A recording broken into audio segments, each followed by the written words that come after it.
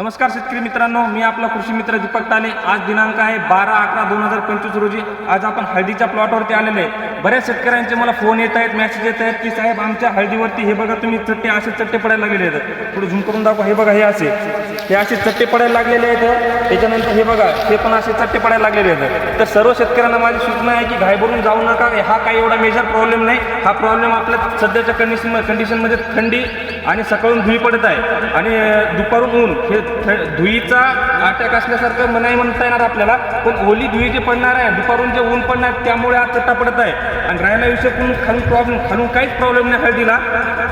हे बघा प्रॉब्लेम काहीच नाही। हिला सडन लागली, सडन पण कंट्रोल झालेली आहे, सगळ्या गोष्टी कंट्रोल झालेल्या आहेत।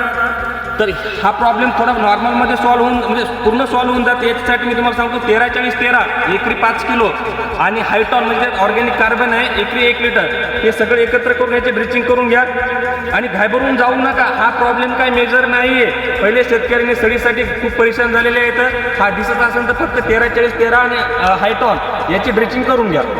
नमस्कार।